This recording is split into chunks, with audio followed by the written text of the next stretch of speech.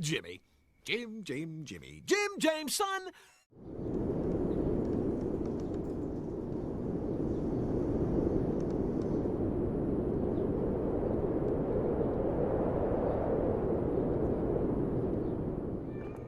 Hi.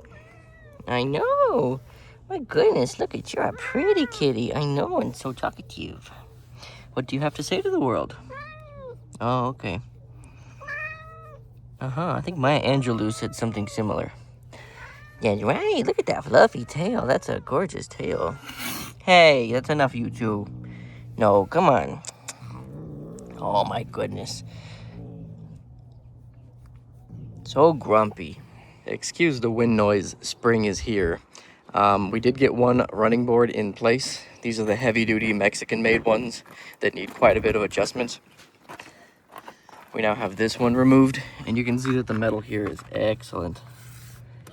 I mean, look at that. Look at that metal.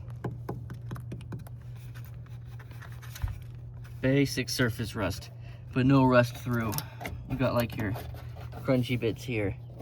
But again, just surface rust that I will clean up. So we're gonna go ahead and install the new running boards on this side. Okay, this one went on a lot easier than the other side. If you're planning on replacing your running boards and you have the option between OEM German and the Mexican heavy-duty ones, go with the German ones. This company, J-Bugs, fully warned me about this ahead of time, and that is 100% on me.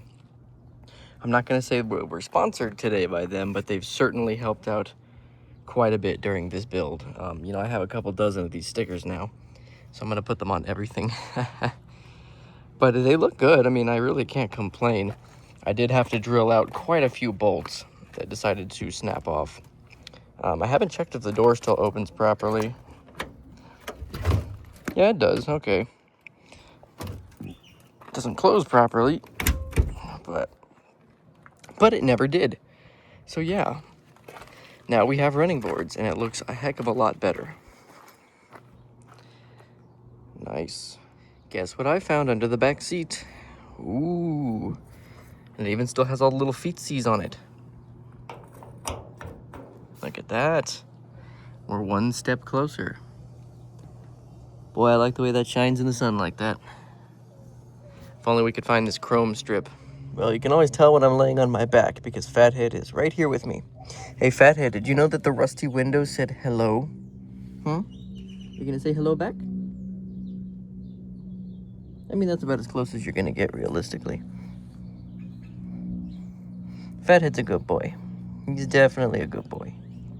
This is such a strange view from down here, but anyway, I am coming up under the Beetle because I need to get to that black wire right there. Not this black wire, that's farther down. I need to get to this one on the starter. We are having an intermittent, God, I hate that word, starting issue, and this is our little problem, is the positive wire from the starter. So I'm gonna have to remove this and pull it through the cabin. I've bought a new one. So that's our next little project. Now we're in the rear section of the Beetle. I did not know that this thing still had the ashtrays in it. So that's something to note. But I had to pull the wire, the main wire. This is your positive wire from the starter all the way through. This thing is just homunculated. It is crunchy. It's no good. I've ordered a new set. Oh, hey there. Hey there, Mr. Sunshine. I have ordered a new set of wires, both the ground wire and the positive starter wire, because these are backwards. I don't know if you can tell, this is red, and that is most certainly ground. And this is your positive, and that is most certainly black. So for some reason, these are backwards. Maybe it was the way it was done back then, I don't know. But in terms of modern standards, it's backwards. So I'm going to replace those two because we have a real serious connection issue between the starter and the positive lug on the battery. Now, other than that, because the reason we're doing this whole asinine thing is because the generator stopped charging and the dashboard light has come on. I was able to get a hold of Musty One and, get a little bit of an explanation going as to what could be or could not be the problem. And everything points to the regulator, like Warren G. I'm going to name that regulator Warren G. Regulators. We regulate any stealing of his property. We're damn good, too. And there's something I'm noticing about this regulator. It kind of looks like a 6-volt regulator. I can't tell for sure. Usually these have a 12 or a 6-volt stamped on it, but this does not look, to me, like a 12-volt regulator based on everything I saw in the book and online and everything else. It kind of looks like the wrong one. So we've ordered a new regulator, and we will put that in when it comes in. Obviously, it is a 12-volt regulator. We're also going to clean up all of these connections because they're pretty gross and fucked up. So, our current, I guess, adventure is trying to get the Beetle to charge again because it was charging fine until it wasn't, and all signs point to that thing. I've done a little more wiring today. I haphazardly wired in the other speaker for that side with some crimp connectors, you know, with nice pressure tugging on them, because nothing can go wrong, obviously, if I do that. But I came over here, and I found a creature happily sleeping its life away. Look at those beans. Absolutely hilarious. Everywhere I go, there's a kitty. Well, now we're digging into the charging system to see why this car has decided to quit charging. I ended up just purchasing all of the replacement parts for this because these things are just, they're worn out, they're crusty, a lot of the connections are loose and bad. So we have a new positive starter wire. This is the starter wire from the starter to the battery, the positive. We have, this is from the regulator to the positive wire on the battery. We have the ground strap with connection to battery. And we have our brand new Bosch regulator. So we're going to see how this looks compared to this dirty old regulator, which I'm starting to believe is not the correct one for this car. Yeah, that looks pretty different. Alright, well, let's get to putting all this in place. We're back, working on this thing for probably the 20 millionth time. I kind of expected as much. It's a Volkswagen Beetle that's nearly 60 years old. So anyway, I got the vehicle running and driving. I drove it around for about an hour, and then the generator stopped working. So I assumed the regulator had stopped working. It was, you know, nearly 60 years old. I changed the regulator, checked all the wiring, did a bunch of checks. This AC Delco generator is stone dead. So without much hemming and hawing and fussing, just go ahead and buy a Bosch one. Don't buy one of these. This thing is dead, and now I'm going to have to do all this work again. So, in the box is a brand new Bosch generator that I will polarize and check for functionality before I install it. Well, we're moving right along. I'm going to get the carburetor off now, and then we will unbolt the generator from the stand and begin removing the back plate. Isn't that right, Gravy? Mr. Sunshine, as you're known, you do need a special tool for this. Which I've gotten dirty. This is for the rear fan assembly. There's a nut on the back of this, and you're not getting that out without taking this off, which means I have to put that pulley back on and just tweak it a little bit. Part of the problem with this is that when I go to reach for a tool, and I grab said tool,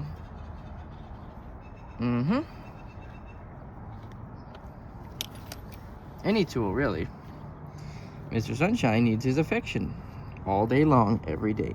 Isn't that right? Yeah, I know. I'll pet you some more. Okay, there you go. The less I pet him, the angrier he gets.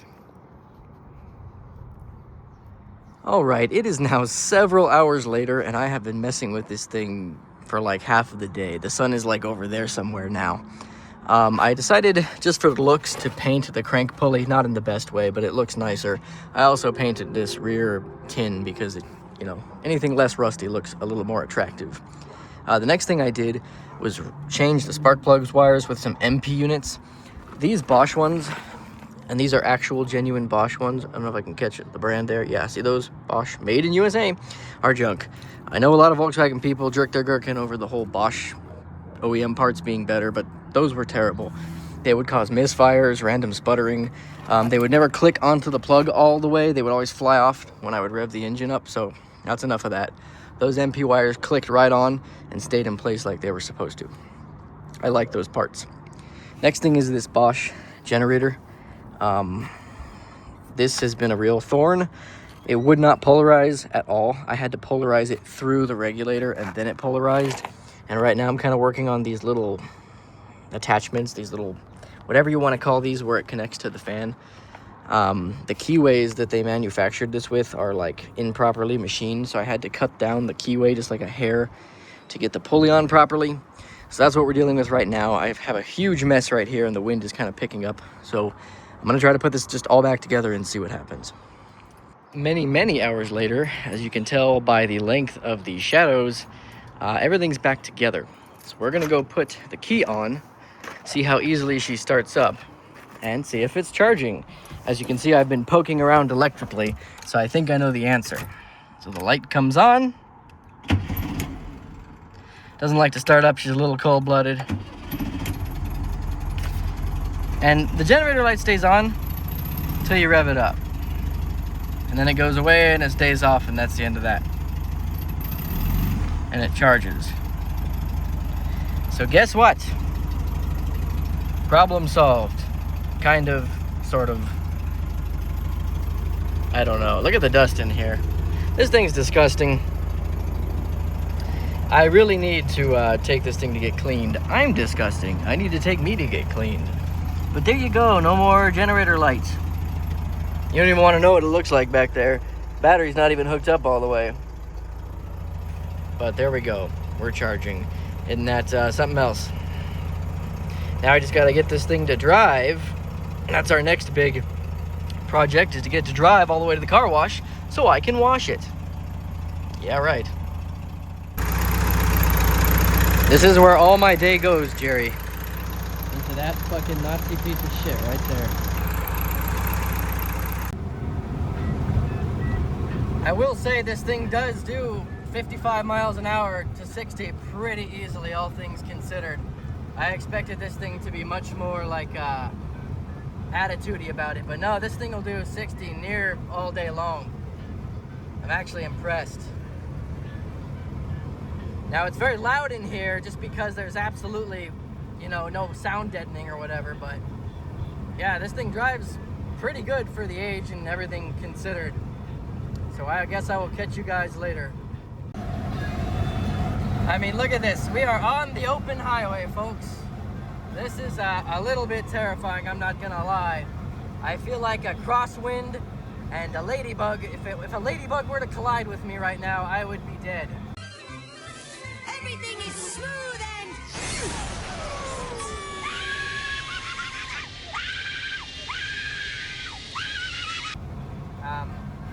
But yeah, we're doing a little over 60 and this thing just breezes right along. I am beyond impressed with this thing, beyond impressed. I never would have thought something like this could, you know, just be such a reliable little thing. I always thought this would be some kind of nightmare. But honestly, I've driven modern cars much worse than this. So, color me impressed, Volkswagen Ancient Beetle. Once you put her in fourth, you just basically go. Me and my giant boots. So yeah. Very interesting experience driving a Volkswagen Beetle down a modern freeway, that's for sure. So as you probably saw in the last clip, I actually drove this to work. That's right, I drove it 35 minutes to work on the freeway. And it actually did just fine, all things considered. And I am shocked by that. Shock and awe. So, because of its happiness to come back to life and actually work for me, what I'm going to do next is a couple of things. We need to do something about this interior. It is, to put it nicely, fucked. The interior on this thing is, like, I think these were black, now they're blue. The seats are nearly gone, especially the driver's seat, and the rear are no better. I duct taped the headliner back up there just to keep it out of the window's way when I'm driving, so I can actually see out of the rear view mirror. And there's a couple of things that would really just make me happy to do right now. So what I'm gonna do is take these door panels off since I have the replacements and look inside and see what I can do for these window tracks. Yes, thank you for destroying what's left of that door panel, Mr. Sunshine. I need to replace these window felts, and to do that, I'm pretty sure I have to take the whole everything apart. Sounds fun. Another thing I have to do is install a Save My Bug temperature sensor in the oil where the oil dipstick goes in the engine, which hooks up to the oil light and tells you if your vehicle's overheating. I have not had this issue with this bug, even after driving it on the freeway, but it was just something that would give me some peace of mind. So let's get to patching up the interior. For those of you wondering why I'm not just going to strip the interior since it's going to go for a repaint, there's been a change of plans. This vehicle is not going to get repainted. I can't find a shop who actually wants to touch it. I've taken it to, even without the corrosion, I have taken it to probably 4 or 5 shops, even one that is run by one of my best friends. And even he said, nah, man, don't paint it. You'll never get the money back out of it. And at least he was honest with me. So we're going to do some hillbilly repair to this vehicle, unfortunately. This is a $500 Volkswagen Beetle, okay? This is not a showroom vehicle. It will never be. This will only ever be a little cruise around creature. So enough of my yapping. Let's get to doing some stuff. Well, the door panel was completely rotted, so it just sort of fell off. And this rubbery, not rubber, it's like plastic vapor guard is just gone. Yeah, so that's nothing. There's the original color. Somehow the felt tabs are still there and the bolts don't look too bad. But the window does not roll down because of how completely fucked this window track is. I mean, somebody did a bad job. So that's our goal for today, is fixing that.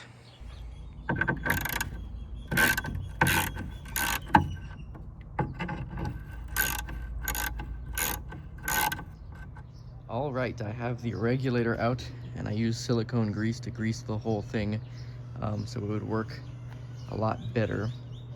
The Germans are masochists, is what I'm coming to realize. Basically, they do everything the most roughest mechanical way that they can figure out. But I guess it was the 60s or whatever, so I'm not gonna be too harsh on them. But anyway, it's out. I need to go put the new felt strips in and then we will stuff all this back together. I've got the one new piece of felt channel that goes all the way down here for some reason. It's actually supposed to terminate about here, so I may have to cut that. Then we've got this second piece here. Would you guys be quiet? Thank you.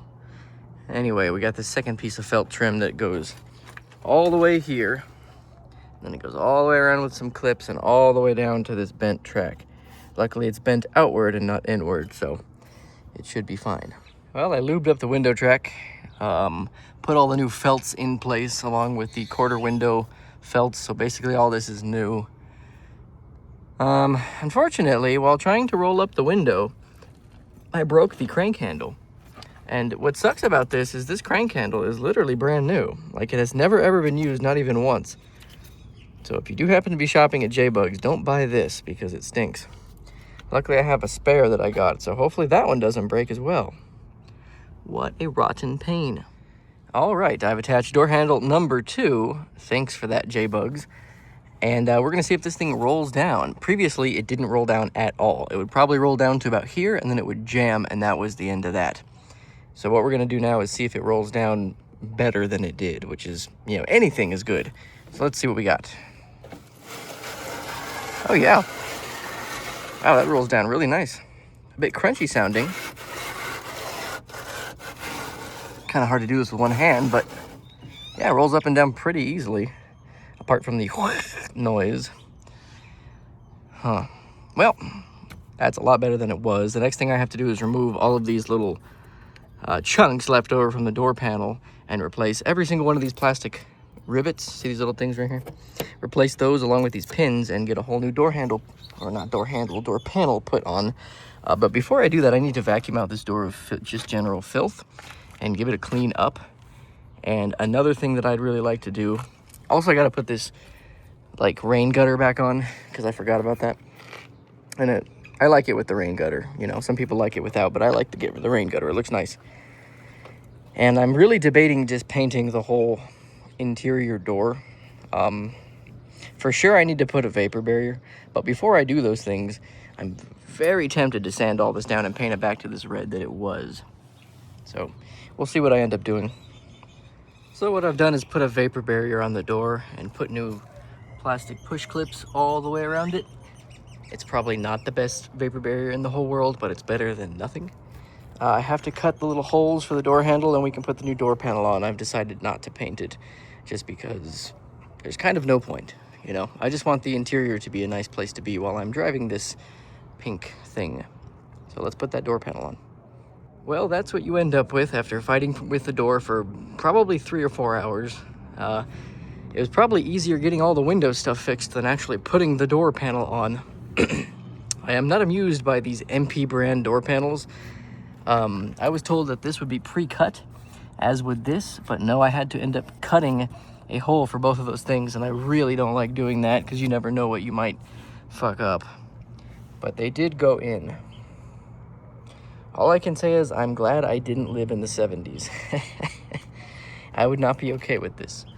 But it looks good enough, I think. It definitely looks better than that, or that, or that. So, we are on our way, ever so slowly. Well, there's only really one more thing I want to do for right now, and that is install one of these. This is a Save My Bug oil temperature sensor. Isn't that right, my little gray bastard? Yes, it is. And this thingamajig, you basically replace it with the oil dipstick, which is down there, and it plugs into the oil pressure sensor right there on the side of the carburetor. And what that does is, when the oil temperature reaches, I think it's 230 degrees Fahrenheit or something like that, 235, it'll turn your oil light on solid, and that'll tell you that the car is overheating. This is the only way to tell if your bug is overheating, because these did not come with any kind of temperature sensors for whatever reason. I still will never understand that. Luckily, it's super easy to install, so we're just going to go ahead and put that in right now. So that's it. It goes where the dipstick used to go, and the wire goes all the way up to the oil pressure sensor, and then the coil wire piggybacks off of that. And what it does is this little copper piece right here twists all the way around, and once it goes all the way around, it grounds out. Let's see if I can get this. It grounds out right there on that little nut, and once it grounds out, it turns your oil light on and tells you, hey, the car is overheating.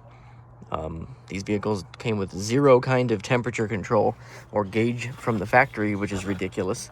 So this company called Save My Bug, there's the information right there if you want to read it. This company invented this device that basically uses the oil pressure sensor as a temperature sensor. Technically, this is sponsored. They did give this to me and tell me to review it, but they did not tell me to post any kind of information about it online or on YouTube. They just said, we liked your build, so we want you to try one of these out. They basically heard me on the forums complaining about the lack of a temperature gauge, and this is their solution. So thanks, guys. I really appreciate that. I can't wait to try this out. Hopefully I never have to try it out, and the car just runs perfectly forever. Other than this, since the last time you saw this Beetle, I've only done a few other small things to it. If you recall, I put in the door panel, and I put in these nice tacky 1970s seat covers, these boho seat covers, which my cat is going to promptly get dust all over. Thank you, Mr. Sunshine. Don't rub your ass on my seat cover. So the next thing I have to really start doing is replacing this door panel, but to do that I have to take the whole door apart, and it is 96 degrees today, so that's not happening. So that's probably going to be the end of this particular part of the video. At some point I would like to fix this mess going on back there. But you can't do everything all at once. So thank you guys for watching. I appreciate it. And as always, I will catch you in the next one. Bye. Well, Gravy, I think we should end this episode on a little bit of an explanation of where Jimmy Jim Jim's has been. So, there used to be a tree here, which is no longer here. I'm sure you've seen them in the videos. There's one there and one there. And I always said one day that tree is gonna fall. And when it falls, it's gonna fall on my house. So yeah, there's that, I guess. So that'll be an update in the future. You're gonna notice a lack of geoprism. Something happened to that as well. Yeah, in the next video, I will update you guys on some stuff that has happened, mostly negative. So I'm now missing a few items. I am now gained a few items. But we'll talk about it in the next episode. So thank you guys for watching, and I will see you in the next one. Bye.